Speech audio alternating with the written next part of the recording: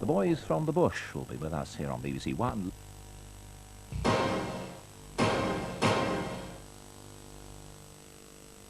Next week, Zia examines the mystery of the game. There are bidding challenges for pupils and viewers, and there's an interview with Omar Sharif about his fascination with bridge.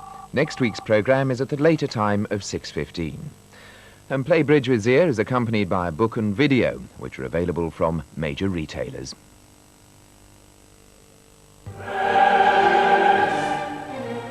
Mozart was murdered by poisoning by one of two people, Antonio Salieri, I visited Mozart the day before he died. or alternatively, Franz Hofdamel, who was a court official.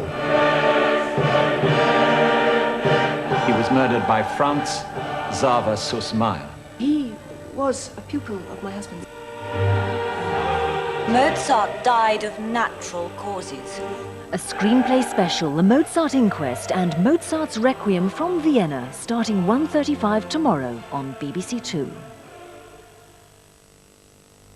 In 50 minutes, Angus Deaton and Co. will be offering some more wacky and irreverent answers in the comedy quiz, Have I Got News for You? Now on BBC2, in a change of programme, John Cole, John Simpson and Peter Jay lead us through the Maze of Maastricht in a special edition of On the Record, presented by Jonathan Dimbleby. European superstate. Yes, stability and prosperity. No. At the 59th minute of the 11th hour.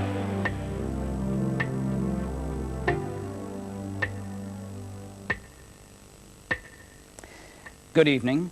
We've reached the 11th hour and Maastricht is almost upon us, an historic occasion of great political drama.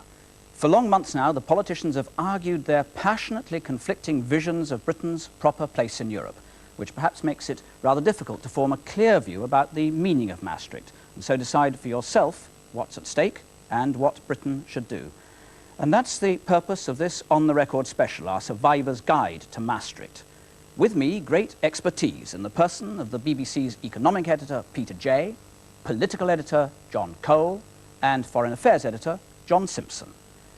Our task, assisted by film reportage as well, is to identify and analyse the key questions and assess the principal arguments at issue.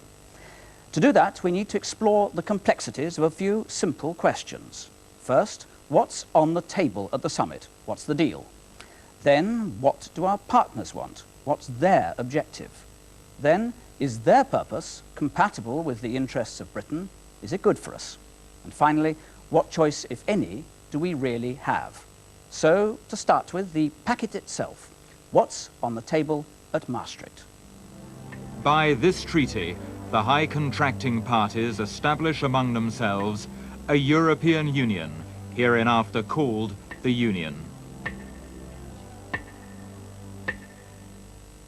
The treaty would bind the 12 nations of the community into ever closer union. That involves taking further powers away from the individual states and giving them to Europe. Some powers have already been transferred and are exercised in Brussels by the Council of Ministers, one from each nation, and by the Commission, a civil service which proposes and implements legislation. The 12 have already given away their individual power to veto Europe in certain areas. In trade, industry and agriculture, laws can be passed for the whole community on a majority vote of the 12. At Maastricht, it's proposed that we would lose the veto in more areas, and so more power would shift to Brussels. Europe would adopt a single currency, the écu, which would be issued by a wholly new European institution, a central bank, run by a group of independent bankers and economists. The bank would be required by law to control inflation throughout the community, so it would set the interest rates of each member state. It would also limit how much each nation could borrow, with major implications for spending and taxation.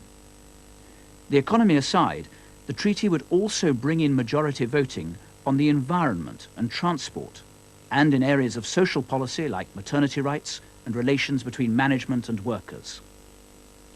The 12 already have the goal of a united foreign policy, though subject to unanimous agreement.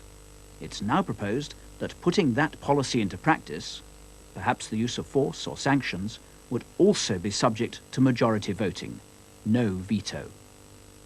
Conscious of Brussels' growing strength, the treaty seeks to give more teeth to the European Parliament, the right to veto or propose changes to European laws. And the future? A conference of representatives of the governments of the member states shall be convened in 1996 to examine, with a view to strengthening, the federal character of the Union.